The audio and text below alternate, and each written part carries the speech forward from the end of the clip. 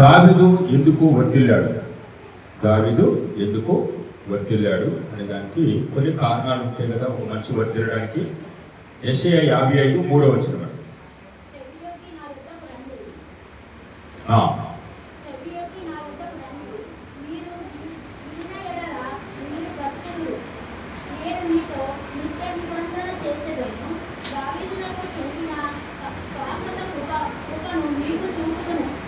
చాలండి. దావీదు చూపిన శాశ్వత కృపను మీకును చూపి. కాబట్టి దేవుని బిడ్డలను గమనించండి. దావీదు గురించి మనందరికీ తెలుసు.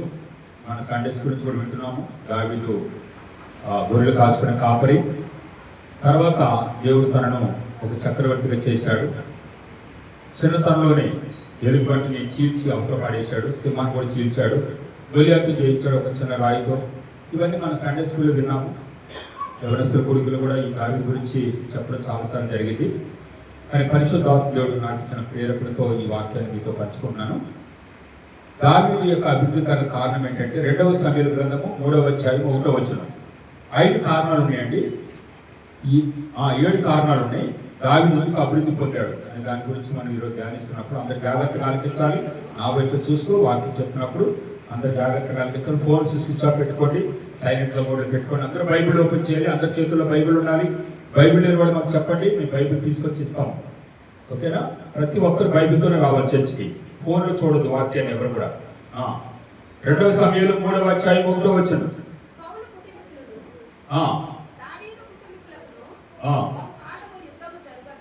బహుకాలం యుద్ధం జరగగా దావీదు అంతకంతకు ప్రబలెను. సౌలు కుటుంబము అంతకంతకు ఏమైనట్టండి? నీరసిల్లాడు. దావీదు రోజు రోజుకి ఏమైందంటే ప్రబలను అంటే అభివృద్ధి పొందుతూ వచ్చాడు. కానీ సౌలు రాజు ఉన్నాడు. మొట్టమొదటి రాజు ఎవరంటే ఇశ్రాయేలుకి సౌలేనండి. అంతవరకు న్యాయాధిపతులు పరిపాలన చేసేవారు. దేవుడు ఏర్పాటు చేసుకున్నాడు సౌలుని. అయితే సౌలు కొన్ని మిస్టేక్స్ చేయడం వల్ల దేవుడు అనుకున్నాడు ఈ సౌలుని పక్కన పెట్టేసి ఎవరిని ఏర్పాటు చేసుకోవాలి అనుకున్నప్పుడు దేవుడికి ఒక ఆలోచన వచ్చింది ఏంటంటే దావీదు మీద. అపోస్తలుల కార్యములు 13వ అధ్యాయం 22 చదవండి. అందరూ చదవడానికి సహాయం చేయండి. 13వ అధ్యాయం అపోస్తలుల కార్యములు 22వ వచనం. బ్రదర్స్ ఎవరు చదవరా? అలా మౌనంగా ఉండి పేజీలు తిప్పడం మీ పని. తర్వాత వారు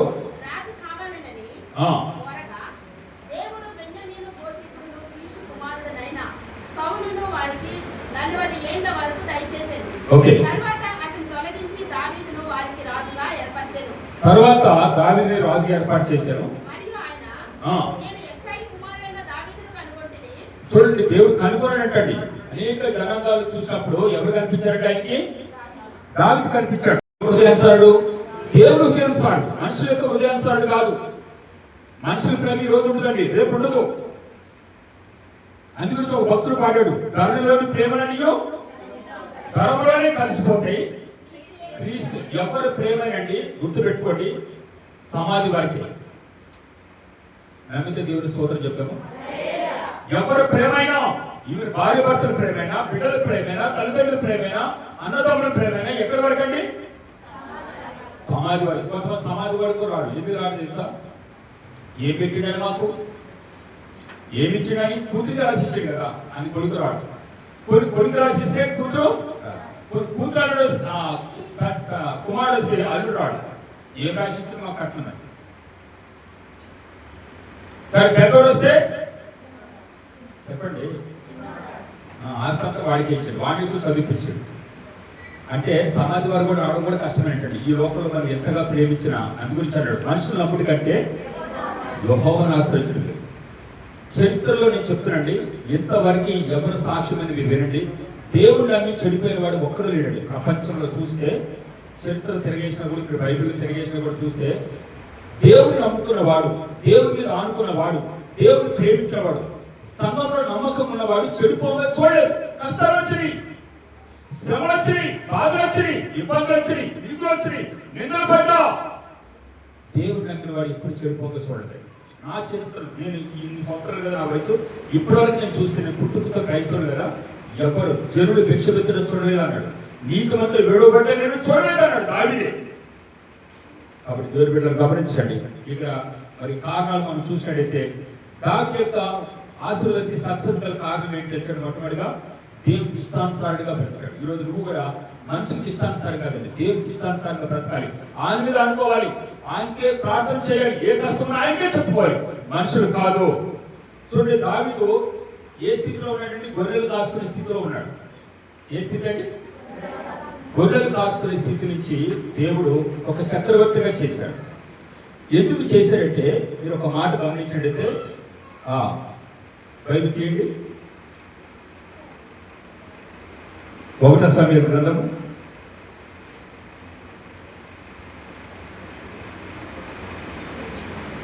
16వ అధ్యాయం 7వ వచనం. 1 సమూయేలు 16వ అధ్యాయం 7వ వచనం.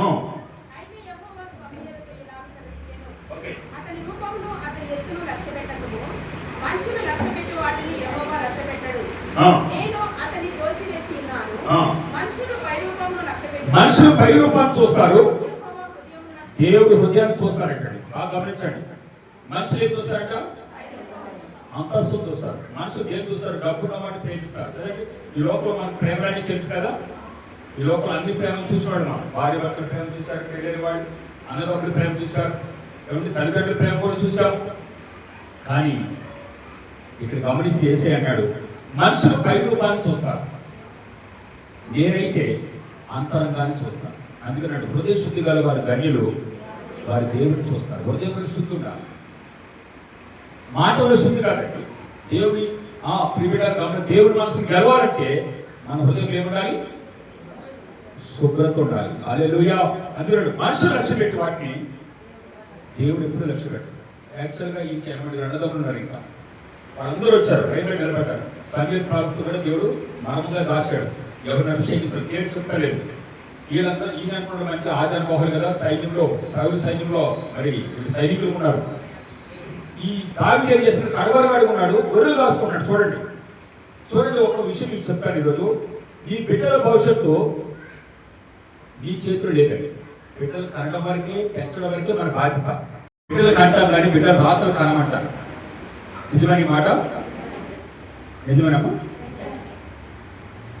బిడ్డలు కనడం వరకే మన వంతు, అది కూడా వాయించే బహుమానం. అని నీవు నీ కష్టపడుతున్న కన్నది కాదు, బిడ్డలు దేవుడిచ్చిన బహుమానం అంటాడు.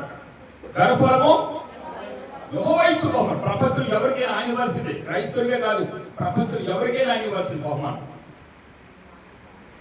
నల్లవాడికి ఇచ్చినా, తెల్లవాడికి ఇచ్చినా, పొట్టివాడికి ఇచ్చినా, పొరుగువాడికి ఇచ్చినా, ఏది ఇచ్చినా, జ్ఞానం లేనివాడికి ఇచ్చినా, జ్ఞానం ఉన్నవాడికి ఇచ్చినా, ఆయన కృపను బట్టి, అందుని బట్టి దేవుడికి స్తుతులు చెల్లించాలి తప్ప ఎందుకు ప్రభు ఇలా చేసినారు ఎప్పుడు అడగకూడదు. ఎందుకయ్యా నాకు ఈ పేరెంట్స్ ఇచ్చావంటే చెప్పడానికి కాదండి. అయ్యా ఎందుకైనా నాకు అన్నదమ్ములు ఇచ్చావు, ఎందుకైనా నాకు ఇల్లు ఇవ్వలేదు అని చిత్తమేంటి తెలియదు. అయ్యా నాకు గవర్నమెంట్ జాబ్ ఇవ్వలేదు అడగడానికి కాదండి. ప్రభాని చిత్తము, ఈ జాబ్ను బట్టి స్తోత్రాలు. ఇది కూడా ఎవరు ఎంతమంది ఉన్నారని దేవుని స్తుతించే వ్యక్తి ఉన్నారు ప్రతి విషయంలో. మొట్టమొదటిగా కారణం ఏంటి చెప్పండి? దావీదుకి దేవుని తోడున్నాడు, మనుషులు తోడు కాదు. చెప్పండి. 2 సమూయేలు 5వ అధ్యాయం 11వ వచనం. 2 సమూయేలు 5వ అధ్యాయం 11వ వచనం. బైబిల్ అందరూ ఓపెన్ చేయండి. 5వ అధ్యాయం 11వ వచనం. 2 సమూయేలు. ఎక్కడ నయమాన్ వచ్చింది? ఇక్కడ చదువు.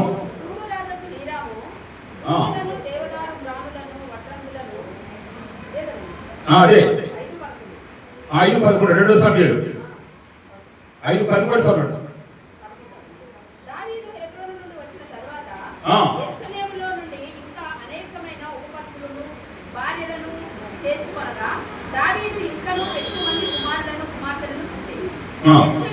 అతనికి పుట్టిన వారు ఎవరనగా షమ్మా, యాషోబు, నాతాను, సొలొమోను, ఈబారు, ఇలియేషు, నెబయు, యాబిసు, ఏలియాసు, ఎలియాదా, ఎల్సెపేలెటు అనువారు 11 మంది. జనులు ఇశ్రాయేలుల మీద రాజుగా దావీదునకు 10వ వచనం. 5:10. దావీదు అంతకంతకు వర్ధిల్లెను, సైన్యములకు అధిపతియగు యెహోవా అతనికి తోడుగా ఉండెను. ఈ వచనం దేవుడు దావీదు అంతకంతకు కారణం ఏంటి? యెహోవా అతనికి తోడుగా ఉంది. ఈరోజు మన కుటుంబానికి దేవుడు తోడుకుంటే ఎన్ని శ్రమలైనా జయిస్తామంట, ఎన్ని నిందలైనా జయిస్తాం. ఇప్పుడు యోబు ఏమి తప్పు చేశాడని యోబుకి ఆ కష్టాలు వచ్చి తన పిల్లలు చనిపోయారు? ఏం పాపం చేశాడని మీరు పై చదువుకోండి. యోబు గ్రంథం 1:1 యోబు వంటి మనుషుడు ఒక్కడో లేడు ఈ దేశంలో, యథార్థవంతుడు, నీతిమంతుడు, చెడుతను విసిరితాడు, భయభక్తుడు, ఇతరు వంటి వాడు లేడు ప్రపంచంలోని. అలాంటి వాడికి శ్రమలు వచ్చినాయి. ఈరోజు మన ఇంట్లో శ్రమలు వస్తే నువ్వు బాధపడ అవసరం లేదు. ఏమిటి నువ్వు కష్టాలు అనుభవిస్తున్నావు నువ్వు ఎందుకంటే ఒక శ్రమ వెనకాల ఒక మేలు ఉంటుంది, ఒక కష్టం వెనకాల ఒక మేలు ఉంటుంది. ఇప్పుడు దానియేలుని సింహంలో వేయకపోతే దానియేలు ఈరోజు హైలైట్ అయ్యేవాడు కాదు ప్రపంచవ్యాప్తంగా. షడ్రక్ మేషక్ అబేద్నెగోలు అగ్నిగుండంలో వేయకపోతే ఈరోజు నాడు అగ్నిగుండంలో ఇచ్చి 4వ వ్యక్తిగా యేసుక్రీస్తు వస్తాడనే మాట ఎవరు కూడా ఈరోజు అర్థమయ్యేది కాదు. అంటే ఈ బిడ్డలు గమనించండి, దేవుడు ఎందుకు మరి దావీదుకు తోడుగా ఉన్నాడంటే చిన్నప్పటి నుంచే భయభక్తులు కలిగి ఉన్నాడు దేవుడు. అంటే చెప్పండి, చిన్నప్పటి నుంచే భయభక్తులు కలిగి ఉన్నాడు. హల్లెలూయా. ఒక చిన్న సాక్షి, ఒక స్టోరీ చెప్తాను మీకు. కరోనా కాలంలో ఒక వ్యక్తికి కరోనా వచ్చింది, దగ్గుతూ ఉన్నాడు, జ్వరం వస్తూ ఉంది. అయితే గమనించినట్టయితే తన ద్వారా తన భార్య పిల్లలు కూడా రావడం జరిగింది. అంటే వాళ్ళు కూడా దగ్గుతున్నారు, జ్వరం వస్తుంది. అప్పుడు ఏంటంటే సిమ్టమ్స్ అప్పట్లో కరోనా కాలంలో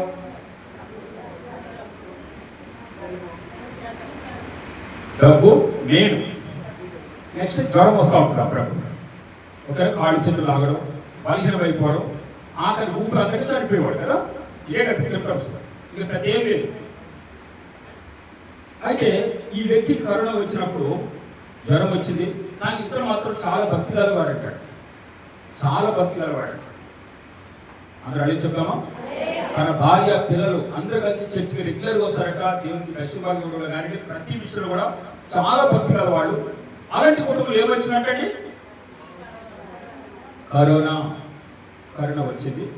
అయితే వాళ్ళ బంధువులు వచ్చారట, అమ్మాయి వాళ్ళ బంధువులు, సిస్టర్ వాళ్ళ బంధువులు వచ్చి అన్నారట, అమ్మ అయ్యా మరి మా పిల్లని మా కూతుర్ని మనల్ని మేము తీసుకెళ్తాము, నువ్వు మాత్రం ఇక్కడే ఉన్నాడట.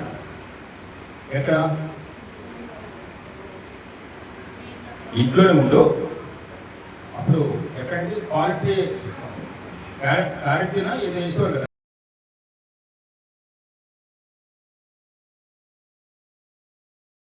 మనవరాలు తీసుకెళ్తామని తీసుకెళ్ళారట.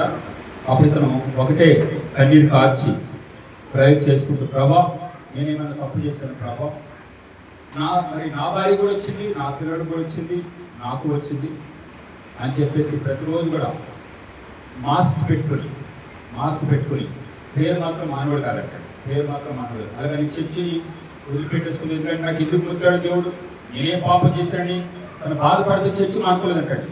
చర్చికి వెళ్ళటం, ప్రేయర్ చేసుకోవడం, మామూలుగా వచ్చి ఆ గవర్నమెంట్ ఏదైతే నియమ నిబంధనలు పెట్టారో కరోనా కాలంలో అవన్నీ ఫాలో అవుతూ శానిటైజర్ రాసుకుంటూ, ఏమిటి ఎవరికి ఎక్కువ మాట్లాడకపోవడం, చర్చ్ అయిపోయిన తర్వాత ఇంటికి వచ్చేసి ప్రేయర్ చేసి ఇది జరుగుతూ ఉంటే ఒక రోజు నాడు ఏం జరిగిందని తెలుసండి, టెస్ట్లో చేయించుకున్నట్టు వాళ్ళు చేయించుకుంటూ జరిగిన కార్యం ఏంటి తెలుసండి, తనకి, తన భార్యకి, తన కుమార్తెకి అన్ని మిగులు వచ్చిందంట. చప్పలు కొట్ట వేసేది, చేతున్న వాడు మాత్రం కొట్టారు.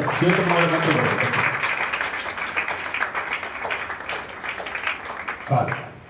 ఇప్పుడు దేవుడు కొంతకాలం అనుమతించాడు కరోనాని తన జీవితంలో. అంటే ఎగ్జామ్ పెట్టాడు, ఈ విధంగానే చర్చకు వస్తాడా లేకపోతే చర్చ మానేసుకుంటాడా. మరి వాళ్ళ కుటుంబం ఏమనాలి, అయ్యి నువ్వు కూడా అన్నారు కదండి, పాప అమ్మాయి కూడా రండి మా దగ్గర ఉంటుంది, కూతురిని మంగళం తీసుకెళ్తాము, నీవు ఇక్కడే ఉండాలి మాత్రం నువ్వు వదిలిపెట్టాడు. గుర్తెట్టుకోండి, అది తాత్కాలికమే, కొంతవరకే, స్థిరము కాదు కల్వరి ప్రేమ.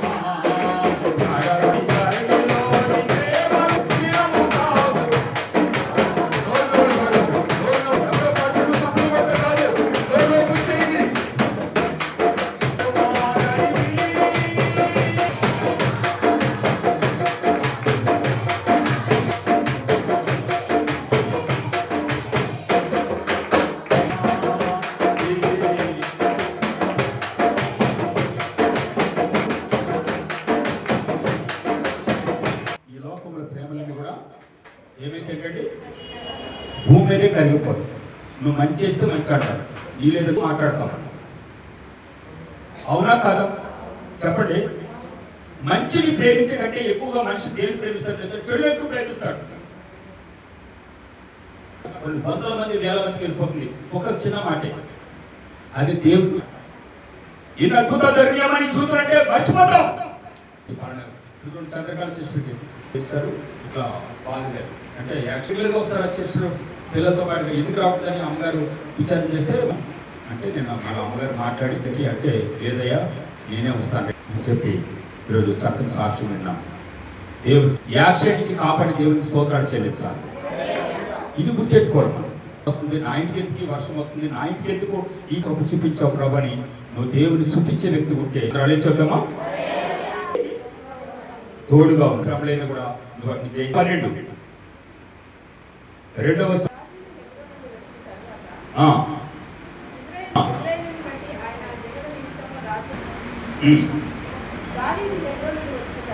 యెహోవా తను రాజుగా స్థిరపరిచిననియు ఇశ్రాయేలును బట్టి ఆయన దీననియు దావీదు గ్రహించాడు. అందరూ అదే చెప్తాం, దాన్ని గ్రహించబడట దావీదు.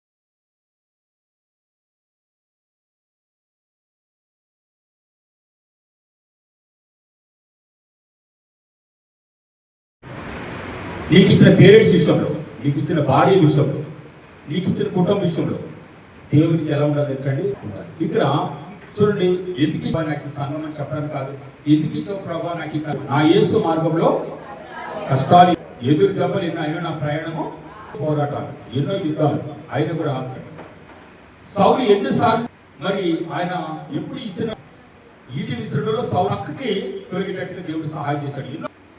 మరి ఒక అవకాశం వచ్చింది, కానీ ఆ టైంలో అంటాడు దేవుడు ఆయన రాజు వేసేసి దేవుడే ఆయన ముట్టడానికి. అప్పుడు వాళ్ళంటారు నువ్వు చంపబడ్డాడు, దేవుడే చూసుకుంటాడు. నీకు ఇచ్చినట్టు ప్రభావం పేద స్థితిలో బట్టి దేవుడిని స్తుతించాలి.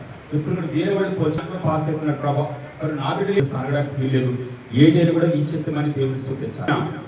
జరిగేది నీ చిత్తం, వెనుకున్న వాటిని హల్లెలూయా. సింహం వల్ల వేడి దేవుడి చిత్తమైంది. దానియేలు వేడి ద్వారా ఈరోజు యావత్ ప్రపంచానికి సింహాల నోరు ముయించగలిగాడు దేవుడు. ప్రతి ఒక్కరు మెసేజ్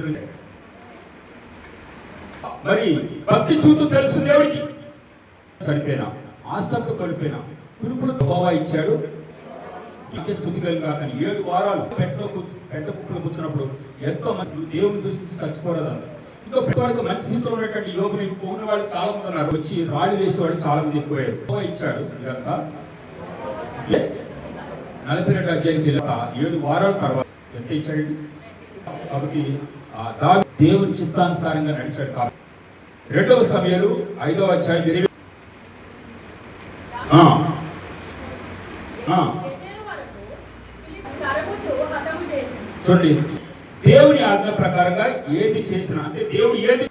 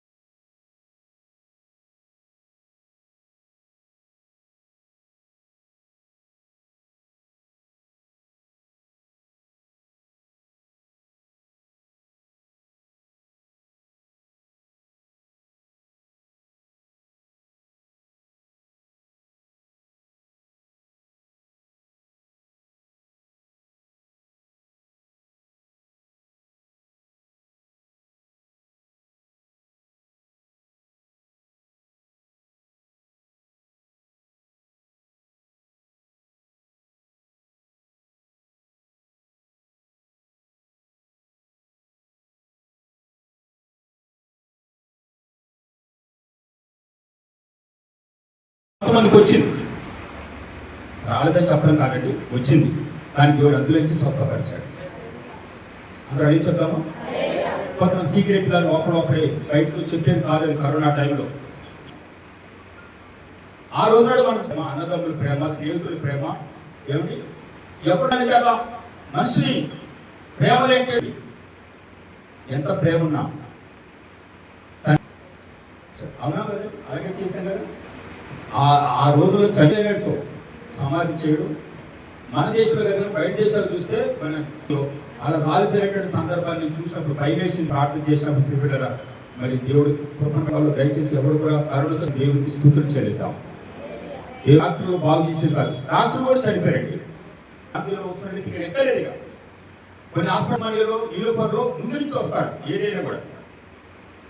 ఈ గాంధీకి తేడా ఏంటంటే అపోలో హాస్పిటల్లో లక్షలు పెట్టిన తర్వాత తీసుకొస్తారు, చెప్తారు అమ్మ చనిపోయింది, శవానికి డబ్బులు కట్టి తర్వాత కూడా అండి చనిపోక ముందు కూడా ప్రతిరోజు రూపాయి అక్కడ.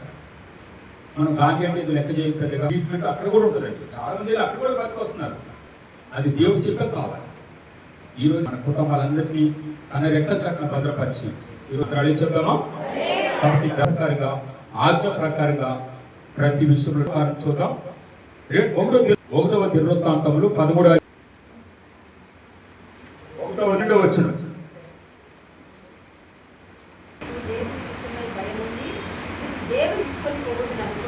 ఓకే,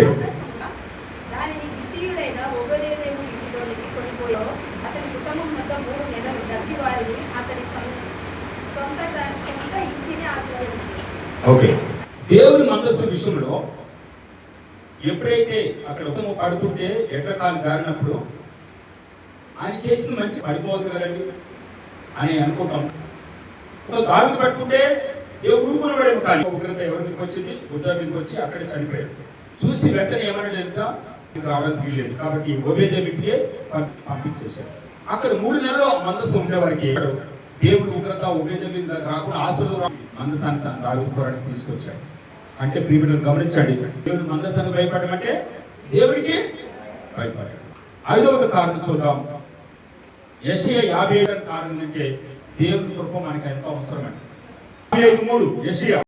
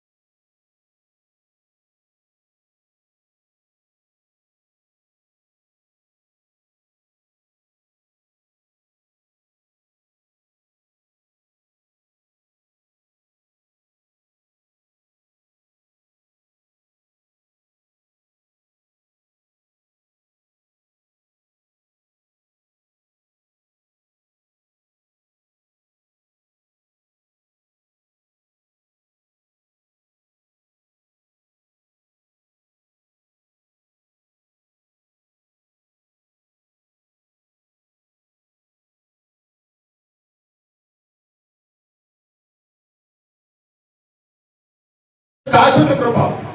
ప్రియమిత్రులు గమనించండి, యాక్చువల్గా చాలా మంది ఏం మాట్లాడతారంటే దావీదు ఆ తప్పు చేయలేదా కానీ దావీదు చేసిన ఒక్క తప్పుగా దావీదు తప్పు చేసిన కాబట్టి, కానీ దావీదు ఆయన రాసిన కీర్తనలోనే ఆయన దేవుడు హృదయాన్ని దావీదు ఆ ఒక్క తప్పు చేయలేదని దేవుడే సాక్ష్యం ఇచ్చాడు. దేవుని కృపని శాశ్వతంగా పొందుకున్నాడు. దానికి కారణం ఒకరు తప్పు చేస్తే దేవుడు పక్కన పెట్టాలి, దేవుడు ఆయనతో మాట్లాడకూడదు అని మొత్తి ఆయన ఏదైనా చేయొచ్చు. ఇష్టకున్నాడు పాత నిబంధనలు దేవుడు ఎలా కూడా కృప కాదు.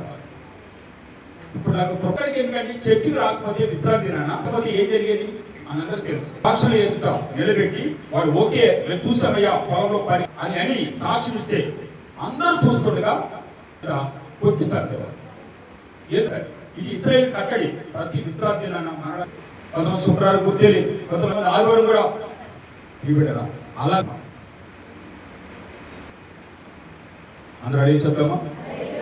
అట్లా అనురాధ అంటాడు దేవుడు. అయితే గమనించండి, ఇక్కడ మరి తను దేవుడు నాతన్ని హెచ్చరించాడు, నేను తప్పు చేశాను. సమయంలో 12:13 వచ్చి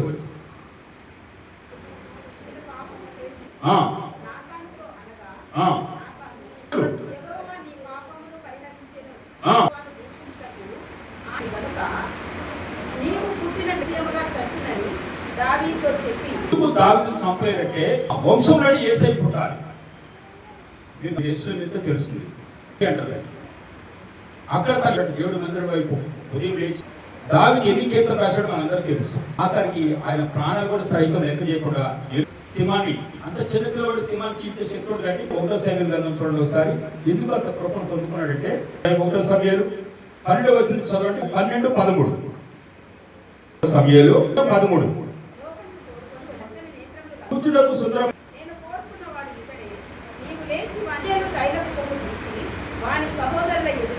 నాట నుండి యెహోవా ఆత్మ దేవుని యొక్క మరి వర్ధిల్లుతో వచ్చాడు. వర్ధిల్లుతో అందరూ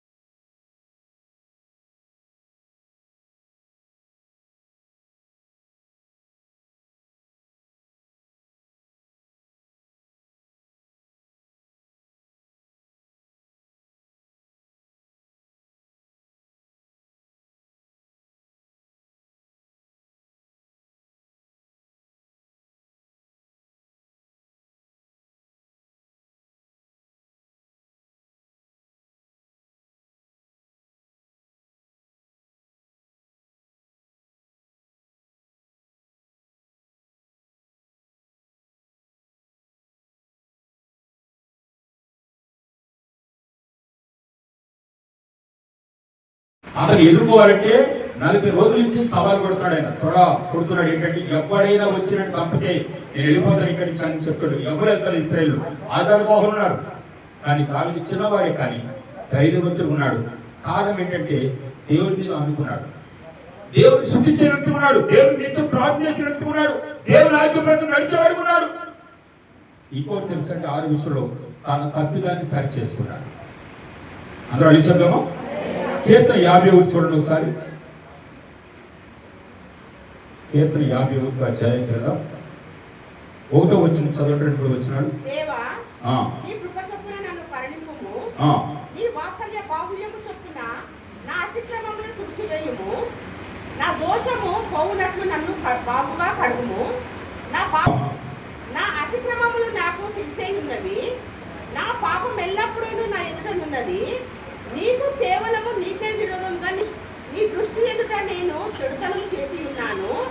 కావున ఆజ్ఞ ఇచ్చినప్పుడు నీవు నీతిమంతుడవుగా అగపడుదువు. 15వ వచనం 16వ వచనం చదవండి. కోరిన ఎడల నేను అర్పించుదును. దహన బలి నీకు ఇష్టమైనది కాదు. విరిగిన మనసే దేవునికి ఇష్టం. విరిగిన హృదయమును నీవు అలక్ష్యము చేయవు. చాలండి. తప్పిదం చేసిన తర్వాత రాసిన కీర్తన అని ఉందో ఇక్కడ బైబిల్లో, మీరు పై చదువుకోండి.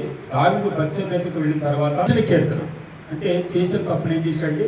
ప్రభు సన్నిధికి వెళ్ళి గోజాడి ఈ కీర్తన రాశాడు. ఏంటంటే నీకు విరోధంగా నేను పాపం చేశాడయ్యా, నువ్వు తప్పని ఎవరు క్షమించలేరు అన్నప్పుడు దావీదుకి ఇచ్చిన ఆజ్ఞ ఏంటి తెలుసా? దేవుడు కొట్టాలి. ఇంకోటి ఏమని పిలిపించుకొని తెలుసండి? దావీదు అవునా కదా? గుడివాడు ఏమన్నాడు? దావీదు కుమారుడా అది ప్రార్థన చేశారు. అంటే దావీదు అంటే దేవుడికి అంతా ఇష్టం. కానీ దావీదు యొక్క వంశపు చిగురుని బట్టి తన రాజ్యాన్ని తీశాడు, తన భార్యను శిక్ష చేశాడు తప్ప. అంటే ఒక చిగురులాగా. కానీ ఒక దేవుడు అంతగా ప్రేమించాడు. దేవుడు దావీదుని అంతగా ప్రేమించాడు. అంటాడు ఒక్క దావీదు చేయలేదని గొప్ప సాక్ష్యాన్ని పొందుకున్నాడు దావీదు. అందరు చెప్తాం హల్లెలూయా. కాబట్టి 7వ విషయం కలిగిన వాడు అంటాడు. ఈరోజు నాడు మనం చేస్తున్నాము దేవుడికి ఏం చెల్లించడానికి చర్చకోవచ్చు. ఎందుకంటే నేను బ్రతుకునంటే నీ కొరకు బట్టి ఇక్కడ ఉన్నానని చెప్పడానికి రావాలి దేవుడి మందిరానికి. కొంతమంది సాక్ష్యాలు మనకు సమయం ఇస్తలేము కాబట్టి సాక్ష్యం ఉంది ఇక్కడ. ఏం తెలుసా? ఈరోజు నేను గతంలో పాపిగా ఉన్నాను. ఈరోజు దేవుడి కొరకు బట్టి నన్ను దేవుడు రక్షించుకున్నాడు. ఎన్నో శ్రమలు వచ్చినాయి, ఎన్నో కష్టాలు వచ్చినాయి. దేవుడు ఇచ్చిన కృప అని చెప్పడమే సాక్ష్యం. ఇంకా వేరే గొప్ప గొప్ప సాక్ష్యాలు మనకు అవసరం లేదు. కానీ ఈరోజు బ్రతుకుండడమే. నేను చాలాసార్లు చెప్తాను, ఉస్మానియా హాస్పిటల్లో ఇప్పటికీ చాలా మంది కొన్ని నెలలుగా సంవత్సరాలుగా పడి ఉన్నారు, వాళ్ళు పట్టించుకోవడం లేరు. గాంధీ హాస్పిటల్లో సంవత్సరాలుగా పడి ఉన్నారు, పట్టించుకోవడం లేరు. నీలోఫర్ చనిపెట్టిన హాస్పిటల్లో ఇప్పుడు పుట్టిన వెంటనే పిల్లని చేతికిస్తలేదు కదండి. చాలా మంది తెలుసుకునే సంగతి, పుట్టిన వెంటనే తల్లి పక్కనే పొడవ పెడతలేరు, తీసుకెళ్ళి బాక్సులు పెడుతున్నాడు. 6 బాక్స్ ఉంటుంది కదా, సూర్యకిరణాలు పడాలి. ఎందుకంటే జాండీస్తో పుడుతున్నాడు పిల్లలు పుట్టగాని. కానీ తర్వాత ఆ బిడ్డ బతుకుంటే తీసుకొస్తాడు, లేకుంటే తల్లిని తీసుకొస్తాడు డిశ్చార్జ్ చేసి. అలాంటి రోజుల్లో ఉన్నాం. కానీ ప్రియ బిడ్డలు గమనించండి, దావీదుకి ప్రతి విషయంలో 103 కీర్తన తీయండి ఒకసారి. 1వ వచనం, 2వ వచనం, 3వ వచనం. 103 కీర్తన. నా ప్రాణమా, నా అంతరంగంలోని సమస్తమా ఆయన పరిశుద్ధ నామమును సన్నిధించు. నా ప్రాణమా యెహోవాను సన్నిధించు. ఆయన చేసిన ఉపకారాల్లో దేన్ని మరవకూడదు. దావీదు మర్చిపోలేదు. ఎందుకు తెలుసా?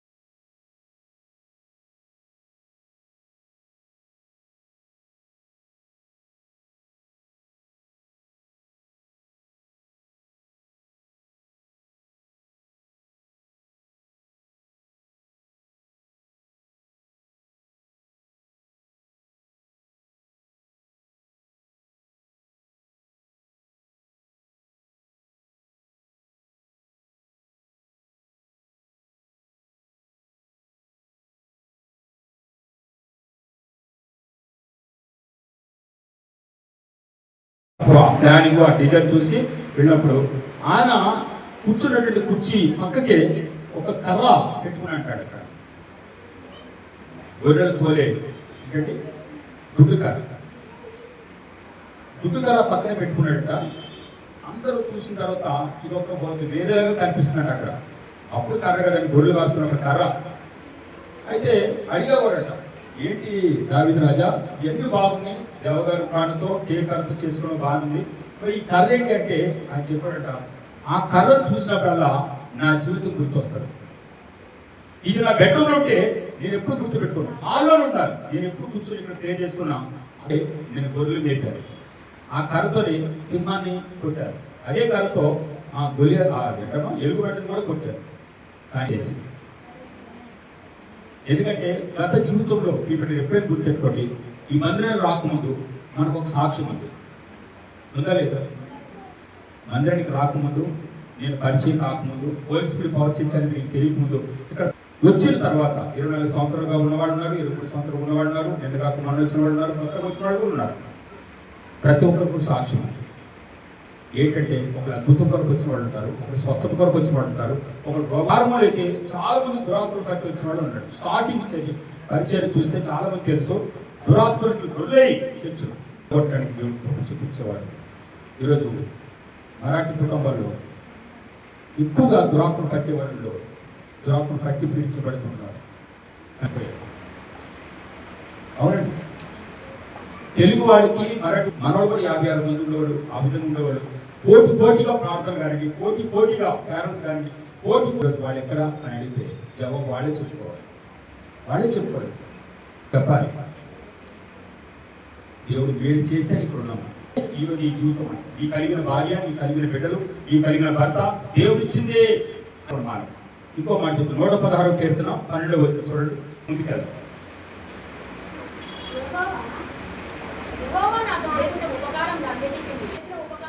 యెహోవా నాకు చేసిన ఉపకారాలన్నిటికీ నేను ఆయనకి ఏం చేయలేదు. ఆయనకి ఎప్పుడైతే యేసు క్రీస్తు ద్వారా ఎన్ని మేలు ఆయన కన్నీళ్లు కారిస్తే ఆయన పరుపు పట్టించబడతారు. ఎన్నో పోరాటాలు, ఆయన గొలియా దగ్గర చనిపోయాడు. అంత చిన్న వయసు ఉన్నాడు, యుద్ధంలో అభ్యాసం లేనివాడు, కొట్టి చంపాడంటే ఎవరి దయ? దేవుని అనుకుంటూ పెట్టానండి. దేవుని కృప ఉండాలి మనకి. ఈ రోజుల్లో మనం అవుతే దేవుని కృప మీద అనుకోవాలి, దేవుని కృపని వెంబడించాలి. అందరూ అన్ని చెప్దామా? ఆయన అంటాడు, చూసుకున్నాడట, ఎందుకంటే గొర్రెలు కాసుకునే స్థితి నాకు గుర్తొస్తుంది అని. కర్ర లోపల పెట్టేస్తే నేను మర్చిపోతానేమో అని వచ్చిన వాళ్ళందరూ చెప్పాడంట, ఈ కర్రే నేను గొర్రెలతో లేపడానికి నాకు సహాయపడింది, ఈ కర్ర ఎలుగుబట్టి చేయడం, అనేక శత్రువుల మీద నాకు విజయం ఇచ్చింది ఈ కర్రే నాకు ఆదర్శం, ఈ కర్రే దేవుడు ఇచ్చిన కృప ఇది అని చెప్పి అనేకులకి ఈరోజు నాడు పిల్లలు మన ఇంట్లో కూడా అనేకులకి ఇదేంటి కర్ర ఉండాలి, ఇలాంటి కర్ర అంటే ఇలాంటి సాక్ష్యం ఉండాలి. కొంతమంది అంటారు, అమ్మ పోయిన సంవత్సరం చూస్తే నీ పరిస్థితులు బాగాలేవు కదా, ఈ సంవత్సరం బాగున్న కారణం ఏంటంటే నువ్వు చెప్పే సాక్ష్యం ఎలా ఉండాలంటే, నా భర్త 24 గంటలు కష్టపడతాడయ్యా రికార్డ్ అని చెప్పే సాక్ష్యం లేదు అక్కడ కావాల్సింది. అమ్మ నీ బిడ్డలు ఈరోజు కీర్తిని చాలా గ్రేట్ కదండి.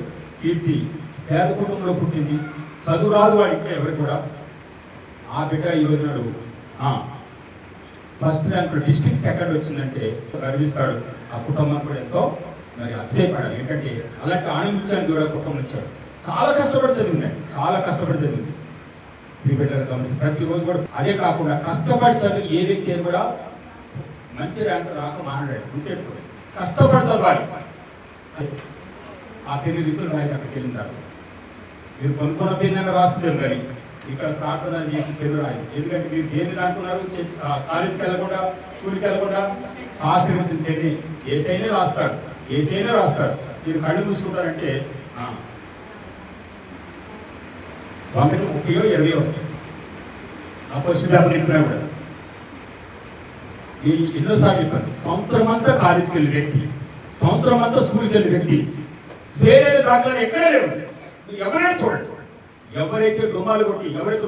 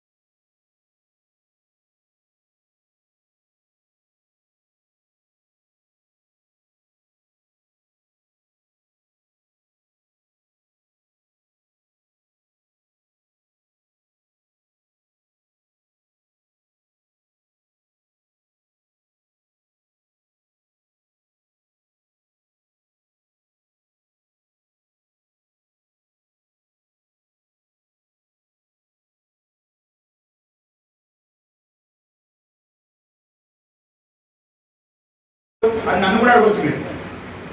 అడగడం ఉంటారు కదా మీరు. మీరు అల్లుడు పెళ్లి అలవాటు చేయండి అయ్యా, నా పిల్లడు కష్టపడుతుంది. దేవుని కొరకు కూడా నీ బిడ్డకుండా అంటూ, ఎందుకంటే నీ పెళ్లి రాశారు ఎలా రాశారు తెలుసా? దుకాణంలో కొన్నట్టు రాయడు, ఆస్తిగా పేరు చేయించాడు కాబట్టి నాకు దేవుడు సహాయం చేస్తాను రాయాలి. అంతేగాని దేవుడే రాస్తాను రాయకూడదు. రాయకుండా ప్రభా నాకు 100కు 100 వచ్చింది కాక నీ కీర్తిలాగా ప్రార్థన చేస్తే కాదు. అక్కడ ప్రతిరోజు కష్టపడి చదువుకుంది, ఒక గోల్ పెట్టుకుందండి. నేను చెప్పాను కదా, ఇప్పుడు చూడండి, నేను ఎవరితో మాట్లాడింది అక్కడ వస్తుంది పేరుకి ఎలిషబెత్ వస్తుంది. వాళ్ళ అమ్మ రాదు, వాడు వచ్చింది వాళ్ళమ్మ, వాళ్ళ నాన్న వచ్చాడు, వాడు తీసుకొచ్చింది. తర్వాత శాంతమ్మ ప్రార్థనే ఆ కుటుంబాన్ని కాపాడుతుంది. నమ్మిక దేవుని స్తోత్రం. ఒక నీతిమంతుడు చాలట ఇంట్లో, ఆ ఇంటి కంచె యోబుని బట్టి ఆ ఇంటి కంచె వచ్చింది. యోబు దేవుని స్తోత్రం చెప్పాము. ఇప్పటి నుంచండి శాంతమ్మ ప్రారంభం ఎప్పుడు కూడా తగ్గలేదు. కొన్ని పరిస్థితులు బట్టి తను జాబ్ చేస్తేనే ఇల్లు నడవాలి. ఇక్కడ ఇంట్లో అందరూ అలాగని మరి బిజీగా ఉంటారు. సాటే ఎవరు చర్చకు రాదు. కీర్తి మాత్రం ఎప్పుడు కూడా చర్చకు మానలేదండి. ఎప్పుడు కూడా తనకి స్టడీస్ ఉంటాయి, ట్యూషన్స్ ఉంటాయి. అమ్మ యూత్ మీటింగ్ ఎందుకు రావట్లంటే పాస్టర్ అయ్యారు, నాకు ట్యూషన్ ఉంది కాబట్టి ఎగ్జామ్స్ ఉన్నాయి కదా. దేవుడు ఎందుకు వర్ధిల్లింప చేశారు తెలుసా? లాస్ట్కి చెప్పినాను ఒకసారి. కీర్తన 57:8 కారణం కూడా అండి. కీర్తన 52:8 వచ్చిన నేను మందిరములు పచ్చని ఒలివ చెట్టు తెలుసా? దేవుని మందిరాన్ని ప్రేమించాడు, దేవుడి సన్నిధిని ప్రేమించాడు. ప్రార్థన పోరాటం వచ్చింది. ఇప్పుడు ఎప్పుడైనా రోల్ మోడల్గా తీసుకోవాలంటే దావీదుకి ఇలా చేస్తే దేవుడు ఇచ్చారని మాట్లాడుకోవాలి. ఎందుకంటే దేవుడే క్షమించాడు దావీదుని. చెప్తాను క్షమించబట్టే కదా రాజవంశంలో కుమారుడిని పిలిపించుకోవడం లేదా? తప్ప వేరొక తప్పు దావీదు చేయలేదు. వీళ్ళు మన జీవితాలు కూడా స్టడీ చేసే తెలుసుకుంటున్నారు. రక్షించబడిన తర్వాత మారు మనసు పొంది బాప్తిస్మం పొందుకొని సంఘంలో ఒక దేవుని బిడ్డని కాపాడుకోవాలి, మన పరిశుద్ధతను కాపాడుకోవాలి, మన యథార్థమైన జీవితాన్ని మన దేవుడి తోడు దావీదుకున్నాడు కాబట్టి దేవుడు దావీదును అంతకంత. 2 సమూయేలు 3:1 లేదా మీ బైబిల్లో 2 సమూయేలు 3:1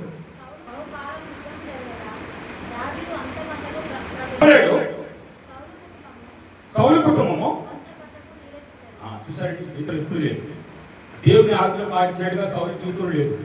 ఎంత మట్టికి లోపల వచ్చింది తెలుసండి? దావీదుకు 10,000 చేయడం ఎప్పుడైతే పాటలు పాడుతూ మొదలుపెట్టారో అప్పుడే లోపల పరిశుద్ధాత్మ బదులు దురాత్మ వచ్చి కూర్చుంది సౌలు జీవితంలో. సౌలు దావీదుని ఎప్పుడు చంపాలి? అంత ముందు గొలియాతును చంపాడు. ఎప్పుడైతే దావీదుకి అప్పటి నుంచి మనలో ఈర్ష్య పెరిగింది, అంతకంత నేర్సిల్లిపోయాడట. అక్కడితో సౌలు కుటుంబము మొత్తం యొక్క కుటుంబము వరిదిలతో మొదలుపెట్టింది. అన్నదమ్ముల బ్యాక్గ్రౌండ్ లేదు, సహాయం తండ్రి కడవారు వాడు ఉన్నాడు అన్నాడు తప్ప ఎవరు కూడా హెల్ప్ చేసేవాడు లేరు. కానీ దేవుడు కోరుకుంటే ఒక వ్యక్తిని, దేవుడు ఒక వ్యక్తిని ప్రేమిస్తే, దేవుడు ఒక వ్యక్తి చేయి పట్టుకుంటూ వారికి ఆయన నడిపిస్తాడు. నా దేవుడు శ్రమలోనైనా నడివేవాడు, అడుగులు తడబడిన అలసట పైబడి చక్కని ఆలోచనతో చివరి నడిపించేది దేవుని కృపే. అందరూ అలా చెప్పామా? కాబట్టి దావీదు జీవితంలో దేవుడి తోడుంది. దేవుడికి మందిరాన్ని ప్రేమించేవాడు, దేవుడి చిత్తానికి లోబడేవాడు. ఇంకోటి చేసిన తప్పుని ప్రభు దగ్గరికి వెళ్ళి అయ్యా మన ప్రవక్త దగ్గర లోబడ్డాడు కానీ తిరగబడలేదు. లోబడ్డాడు, సరి చేసుకున్నాడు. అయ్యా ఈ తప్పిది మనల్ని ఎప్పుడు చేయను. దావీదు వంశంలో పుట్టాడు, దావీదు తనడాన్ని పిలిపించుకున్నాడు.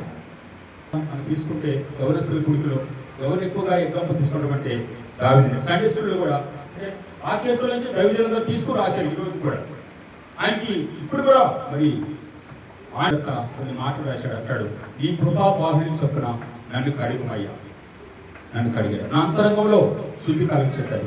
కేవలం విరోధంగా పాపం చేశారు, నన్ను క్షమించమని వేడుకున్నాడు. దేవుడి చేత క్షమించబడ్డాడు. రాజుగా దేవుడు దీవించాడు, రాజుగా నియమించాడు. ఒక గొప్ప సాక్ష్యం దావీదు హృదయాన్ని సాధి.